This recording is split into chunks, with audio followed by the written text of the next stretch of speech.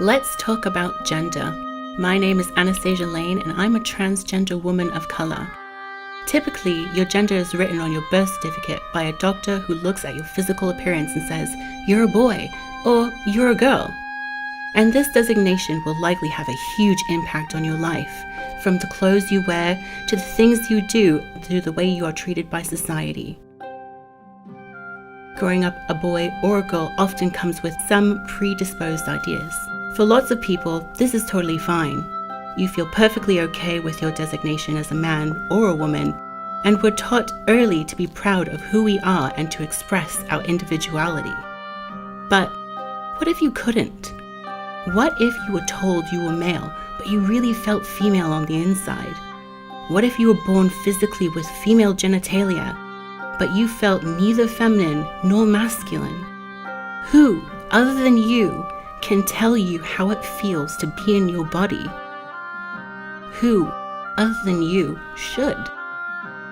Transgender is a term broadly used to identify individuals who feel that the traditional constructs of gender don't accurately define who they are. Most transgender people are men or women, but some of these people don't necessarily fit into the categories of man or woman, male or female. For example, some people have a gender that blends elements of being a man or a woman, or a gender that is different from either male or female. Some people don't identify with any gender. Some people's gender fluctuates over time. 2017 has been called the best and the worst year for trans people. Despite the political victories, greater trans representation in the media, and new policies protecting trans rights, we've still got a long way to go to end the disproportionate discrimination my community faces.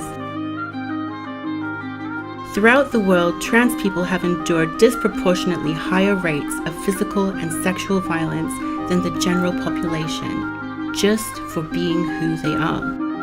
In the United States, 47% of transgender people have reported being assaulted at least once in their lifetime. Last year in North America, over 25 trans folks were murdered, and over 80% of them were trans women of color. Although more and more allies are standing up and saying trans rights are human rights, racism, sexism, homophobia, and transphobia continues to keep trans folk from finding employment, houses, healthcare, and other necessities.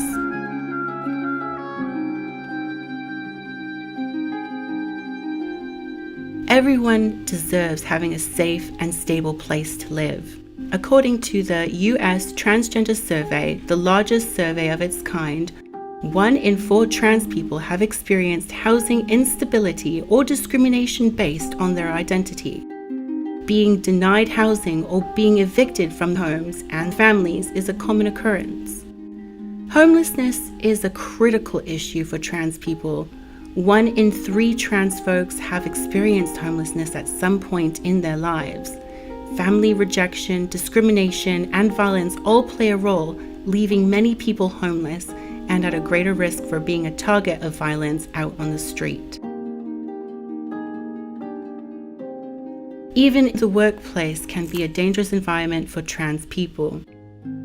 More than 25% of transgender people have lost a job due to anti-trans bias, and more than 75% report experiencing some form of workplace discrimination. These experiences include being fired, harassed, assaulted, denied promotions, being denied access to restrooms, or having personal information shared in the workplace. Refusal to hire, privacy violations, harassment, and even physical and sexual abuse are common occurrences for far too many trans people, and are experienced even more by trans women of color. This lack of security at work leads to finding work in underground economics, such as the sex and drug industries, for survival.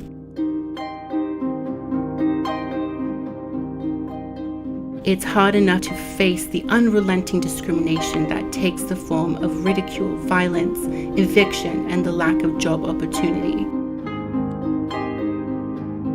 We can all be allies, and ally is someone who supports and advocates for the equal treatment of their community other than their own. We're all human beings, and trans rights are human rights.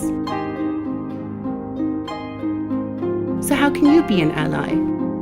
Be kind to everyone and respect everyone. Put an effort into listening to people. We don't need spectators, we need voices. You can be there for us, even if we're not there ourselves. Embrace our uniqueness. Speak with us, not necessarily for us. Give us the same rights. Being a good advocate. Ask everyone their pronouns. Don't ask me about my past. Show up and be respectful every day in every interaction. Everyone deserves to be treated with dignity and respect. Trans rights are human rights.